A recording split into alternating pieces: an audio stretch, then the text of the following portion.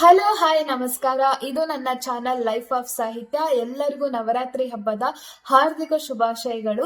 So Navratri ಅಂದ್ರೆ ತುಂಬಾ ಖುಷಿ, ಯಾಕೆಂದ್ರೆ 9 ದಿನ ಹಬ್ಬ ಅಲ್ವಾ, ಹಾಗಾಗಿ ಸ್ವೀಟ್ ರೆಸಿಪಿ ಹಾಗೆ ಒಂದು ಸ್ನಾಕ್ಸ್ ರೆಸಿಪಿನ ನಿಮ್ ಜೊತೆ ಶೇರ್ ಮಾಡೋಣ ಅಂತ ನಾನು ಇವತ್ತು ಸಾಬುದಾನ ಪಾಯಸ ಯಾವ ತರ ಮಾಡೋದು ಅಂತ. ಬರೀ 10 ನಿಮಿಷ ಸಾಕು ಈ ಪಾಯಸ ಮಾಡಕ್ಕೆ. ಅದೊಂದು ರೆಸಿಪಿ ಹಾಗೆ ಒಂದು ಸ್ನಾಕ್ಸ್ ರೆಸಿಪಿನೂ ಕೂಡ ಶೇರ್ ಮಾಡ್ತಾ ಇದ್ದೀನಿ.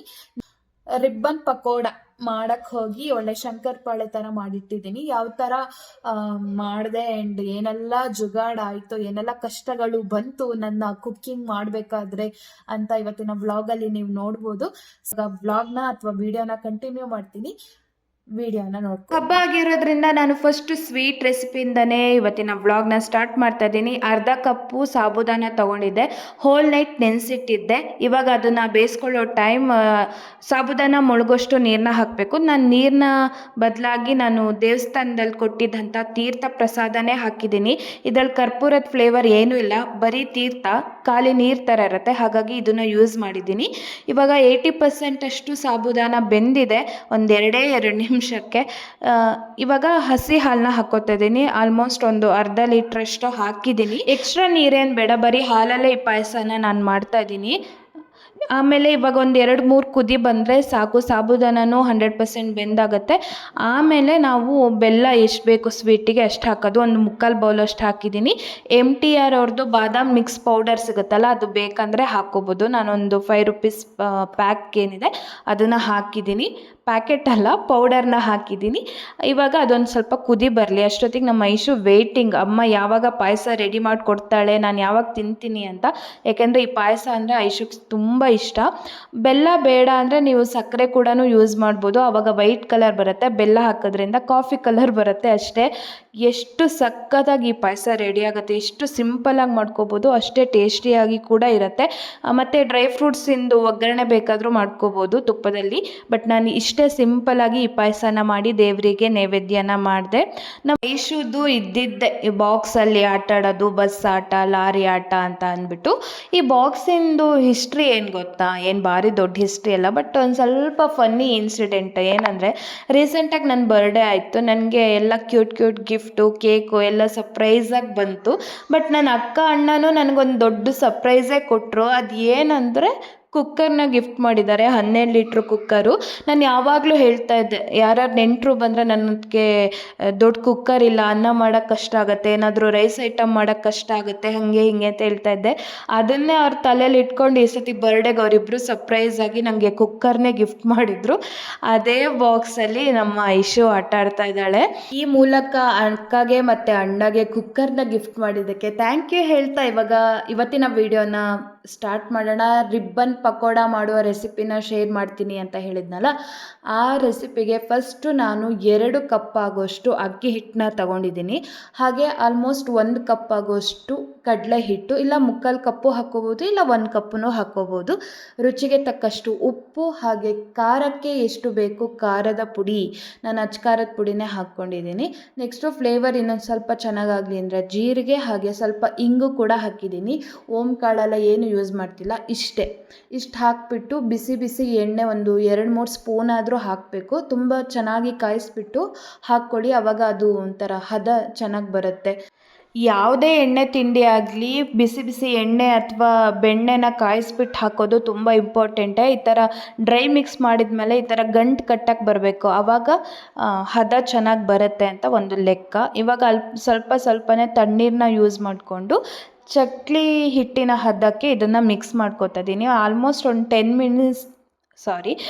ಮಿನಿಟ್ಸ್ ಆದರೂ ಇದನ್ನು ನಾದ್ಬಿಟ್ಟು ಚೆನ್ನಾಗಿ ಒಂದು ಹಿಟ್ಟಿನ ಹದನ ಮಾಡಿಕೊಂಡೆ.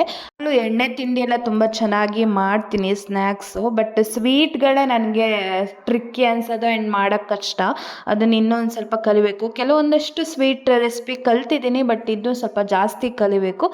ಇವಾಗ ಅಡುಗೆ ಮನೆಯೆಲ್ಲ ಒಂದು ರೌಂಡ್ ಕ್ಲೀನ್ ಮಾಡಿಕೊಂಡು ಆಮೇಲೆ ರಿಬ್ಬನ್ ಪಕೋಡನ ಬೇಯಿಸ್ಕೊಳ್ಳೋಣ ಅಂತ ನನ್ನ ತಲೆಯಲ್ಲಿತ್ತು. ಯಾಕೆಂದರೆ ಈ ಥರ ಹರ್ಗಣೆ ಇದ್ಬಿಟ್ರೆ ಅಡುಗೆ ಮಾಡೋಕ್ಕೆ ಇಂಟ್ರೆಸ್ಟ್ ಇರಲ್ವಲ್ಲ. ಹಾಗಾಗಿ ಸಿಸರ್ಗಳು ಮತ್ತು ಹಿಟ್ಟೆಲ್ಲ ಯಾವುದೇ ಪ್ಲೇಸ್ ಇದೆ ಅಲ್ಲಿಗೆ ಹೋಗಬೇಕು, ಮತ್ತು ತೊಳೆಯೋಕ್ಕಿರೋ ಪಾತ್ರೆ ಎಲ್ಲ ಸಿಂಕಿಗೆ ಹೋಗಬೇಕು, ಮತ್ತು ಹಿಟ್ಟೆಲ್ಲ ಚೆಲ್ಲಿರುತ್ತಲ್ವ ಮಿಕ್ಸ್ ಮಾಡಬೇಕಾದ್ರೆ ಅದೆಲ್ಲ ಕ್ಲೀನ್ ಆಗಬೇಕು, ಆಮೇಲೆ ಮುಂದಿನ ಕೆಲಸ ಅಂತ ಅಂದ್ಬಿಟ್ಟು ಇವಾಗ ಫಸ್ಟು ಕಿಚನ್ನ ನಾನು ಕ್ಲೀನ್ ಮಾಡ್ಕೋತಾ ಇದ್ದೆ.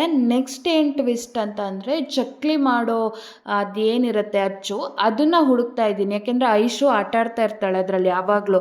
ಅವಳಿಗೆ ಸಿಗಬಾರ್ದು ಅಂತ ನಾನೆಲ್ಲೋ ತೆಗೆದಿಟ್ಟಿದ್ದೀನಿ. ಅದೇನೋ ಸಿಕ್ತು ಚಕ್ಲಿ ಮಾಡೋ ಮಿಷನ್ನು, ಮತ್ತು ಅದ್ರದ್ದು ಅಚ್ಚುಗಳು ಸಿಕ್ಕಲಿಲ್ಲ. ಅದೇ ನೋಡಿ ಇವಾಗ ಓಪನ್ ಮಾಡ್ತಾಯಿದ್ದೀನಿ. ಇವಾಗ ಒಂದು ಸತಿ ಕಿಚನ್ ಸೆಟ್ ಆಯ್ತಲ್ವ ಮಾಡೋಣ ಅಂತ ನೋಡಿದ್ರೆ ಯಾವುದೇ ಒಂದು ಅಚ್ಚುಗಳಿಲ್ಲ. ಎಲ್ಲಿ ತೆಗೆದಿಟ್ಟಿದ್ದೀನಿ ಅಂತ ನನಗೆ ಗೊತ್ತಿಲ್ಲ.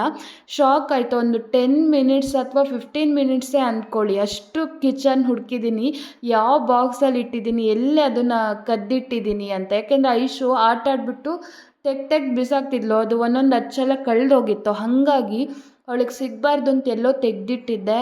ಆಮೇಲೆ ಫೈನಲಿ ಸಿಕ್ತು. ಬಟ್ ಇನ್ನೊಂದು ಟ್ವಿಸ್ಟ್ ಏನಂದರೆ ಅದರಲ್ಲಿ ರಿಬ್ಬನ್ ಪಕೋಡ ಮಾಡೋ ಅಚ್ಚೇ ಇರಲಿಲ್ಲ. ಬರೀ ಮಿಕ್ಸ್ಚರ್ದು ಚಕ್ಲಿದು ಅದು ಮಾತ್ರ ಇತ್ತು. ಇವಾಗ ಏನು ಮಾಡೋದು ಅಂತ ಹೇಳಿ ಸ್ವಲ್ಪ ಬ್ಲ್ಯಾಂಕ್ ಆದೆ. ವಿಡಿಯೋ ಪಾಸ್ ಮಾಡಿದ್ದು ಆನೇ ಮಾಡಲಿಲ್ಲ. ಆಲ್ಮೋಸ್ಟ್ ನಾನು ಏನೋ ರಿಬ್ಬನ್ ಪಕೋಡ ಮಾಡೋ ವಿಡಿಯೋ ಶೇರ್ ಮಾಡೋಕ್ಕೆ ಆಗಲಿಲ್ಲ. ಇದು ನನ್ನ ಟೆನ್ಷನ್. ಆದರೆ ನಮ್ಮ ಐಶು ನೋಡಿ ಸ್ಪೂನಲ್ಲಿ ತಿಂತೀನಿ ರಿಬ್ಬನ್ ಪಕೋಡ ಅಂತ ಆ ಶೋಕಿ ಮಾಡ್ತಾಯಿದ್ದಾಳೆ. ಸ್ಪೂನಲ್ಲಿ ತಿನ್ನೋ ಶೋಕಿ ಅವಳದು. ಮತ್ತೇನು ಮಾಡಿದೆ ಅಂದರೆ ಇದು ಶಂಕರಪಾಳೆ ಮೆಥಡ್ ಜ್ಞಾಪಕ ಬಂತು. ಶಂಕರಪಾಳೆ ಥರ ಮಾಡ್ಬೋದಲ್ಲ ಅಂತ ಸ್ವಲ್ಪ ಇದಿತ್ತಲ್ಲ ರೊಟ್ಟಿ ಶೀಟ್ ಇತ್ತಲ್ಲ, ಅದಕ್ಕೊಂಚೂರು ಎಣ್ಣೆ ಹಾಕಿಬಿಟ್ಟು ಲಟ್ಸಿ, ಸ್ವಲ್ಪ ದಪ್ಪನೇ ಲಟ್ಸಿ, ತುಂಬ ತೆಳು ಲಟ್ಸಿಲ್ಲ, ಸ್ವಲ್ಪ ದಪ್ಪ ಲಟ್ಸ್ಬಿಟ್ಟು ಶಂಕರಪಾಳೆ ಮಾಡೋ ಮೆಥಡನ್ನ ಯೂಸ್ ಮಾಡಿಕೊಂಡೆ. ಅಲ್ಲಿಗೆ ರಿಬ್ಬನ್ ಪಕೋಡ ಮಾಡೋಕ್ಕೆ ಸಾಧ್ಯವಾಯಿತು. ಏನೇ ಕೆಲಸ ಮಾಡಲಿ ಎಡವಟ್ಟಿಲ್ಲದೆ ನನ್ನ ಏನು ಮುಂದುವರಿಯೋದೇ ಇಲ್ಲ. ಏನಾದ್ರು ಒಂದು ಆಗೇ ಆಗುತ್ತೆ. ಇವಾಗ ಈ ಕಡೆಯಿಂದ ರಿಬ್ಬನ್ ಪಕೋಡ ಮಾಡೋದು, ಈ ಕಡೆಯಿಂದ ನಾನು ತಿಂತಾ ಇರೋದು, ಇದೇ ನನ್ನ ಕೆಲಸ ಆಗಿದೆ. ಒಂದೇ ದಿನ ಇವಾಗ ಎಣ್ಣೆಲಿ ಕಾಯಿಸ್ತಾ ಇದ್ದಂಗೆ ಸ್ವಲ್ಪ ತಿನ್ಕೊಂಬಿಡ್ತೀನಿ. ಆಮೇಲೆ 1-2 ದಿನ ತಿನ್ನೋಕ್ಕೆ ಹೋಗಲ್ಲ. ಅದು ಒಂಥರ ಮುಖಕ್ಕೆ ಹೊಡೆದಂಗೆ ಆಗಿರುತ್ತಲ್ವ, ಜಾಸ್ತಿ ತಿಂದು ಹಾಗಾಗಿರುತ್ತೆ. ನಮ್ಮ ಐಶು ಕೂಡ ಇವಾಗ ನನ್ನ ಜೊತೆ ಸಾಥ್ ಕೊಡ್ತಾ ಇದ್ದಾಳೆ. ನೀನು ಒಬ್ಬಳೇ ಯಾಕಮ್ಮ ಕಷ್ಟಪಡ್ತೀಯ, ನಾನು ನಿನಗೆ ಹೆಲ್ಪ್ ಮಾಡ್ತೀನಿ ಅಂತ ಹೇಳ್ಬಿಟ್ಟು ನೋಡಿ ಎಷ್ಟು ಸಖತ್ತಾಗಿ ಹೆಲ್ಪ್ ಮಾಡಿಕೊಡ್ತಿದ್ದಾಳೆ. ಅವಳು ಬೇಕು, ನಾನು ನೀರಿನ ಬಾಟಲ್ ಇಟ್ಕೊಂಡಿದ್ದೀನಿ ಅಂತ ಹೇಳಿಬಿಟ್ಟು ಅವಳು ನೀರಿನ ಬಾಟಲ್ ತೊಗೊಂಡು ಬಂದು ಎಲ್ಲ ರಿಬ್ಬನ್ ಪಕೋಡನ ಮಾಡ್ತಾ ಇದ್ದಾಳೆ. ಲಾಸ್ಟಿಗೂ ನೋಡಿ ನನ್ನ ಕಿಚನ್ ಯಾವ ಪರಿಸ್ಥಿತಿಗೆ ಬಂದಿದೆ ಅಂತ. ನಾನು ಎಷ್ಟೇ ಕ್ಲೀನ್ ಮಾಡಿದ್ರೂ ಅಷ್ಟೇ ಹಣೆ ಬರ ಬಿಡಿ. ಫೈನಲಿ ಈ ರೇಂಜಿಗೆ ರಿಬ್ಬನ್ ಪಕೋಡನ ಮಾಡಿದ್ದೀನಿ. ತುಂಬ ಕ್ರಿಸ್ಪಿಯಾಗಿ ಚೆನ್ನಾಗಿ ಬರುತ್ತೆ. ಬೆಸ್ಟ್ ಸ್ನ್ಯಾಕ್ಸ್ ಅನ್ಬೋದು. ಏನು ಟ್ರಾವೆಲ್ ಫ್ರೆಂಡ್ಲಿ ಕೂಡ. ಎಲ್ಲರೂ ಟ್ರಾವೆಲ್ ಮಾಡ್ತಿದ್ದರೆ ಈ ಥರ ರಿಬ್ಬನ್ ಪಕೋಡ ಮಾಡ್ಕೊಂಡು ಹೋದರೆ ದಾರಿ ಸಾಗಿದ್ದೇ ಗೊತ್ತಾಗಲ್ಲ, ಅಷ್ಟು ಚೆನ್ನಾಗಾಗತ್ತೆ. ಆ್ಯಂಡ್ ಮಾಡೋಕ್ಕೂ ಕೂಡ ಸಿಕ್ಕಾಪಟ್ಟೆ ಈಸಿ. ನಂಗೆ ಅನಿಸುತ್ತೆ ಮಿಕ್ಸರ್ಗಳಿಗಿಂತ ಈ ರಿಬ್ಬನ್ ಪಕೋಡನೇ ಈಸಿ ಮಾಡೋಕ್ಕೆ ಅಂತ ಅಂದ್ಬಿಟ್ಟು ಆಲ್ಮೋಸ್ಟ್ ಒಂದು 20-25 ಮಿನಿಟ್ಸಲ್ಲಿ ಎಲ್ಲ ರಿಬ್ಬನ್ ಪಕೋಡನೂ ಮಾಡಿ ಮುಗಿಸಿದ್ದೀನಿ. ಈ ವಿಡಿಯೋ ನಿಮಗೆ ಹೇಗೆ ಅನಿಸ್ತು ಅಂತ ಪ್ಲೀಸ್ ಕಮೆಂಟ್ ಮಾಡಿ. ಹಾಗೆ ಮುಂದಿನ ವಿಡಿಯೋಕ್ಕೋಸ್ಕರ ಕಾಯ್ತಾ ಇರಿ. ಇಷ್ಟ ಆದರೆ ಲೈಕ್ ಮಾಡಿ, ಶೇರ್ ಮಾಡಿ, ಕಮೆಂಟ್ ಮಾಡಿ, ಹಾಗೆ ಸಬ್ಸ್ಕ್ರೈಬ್ ಮಾಡಿಕೊಂಡು ನನ್ನ ಚಾನಲ್ಗೆ ಸಪೋರ್ಟ್ ಮಾಡಿ. ಓಕೆನಾ? ಇವಾಗ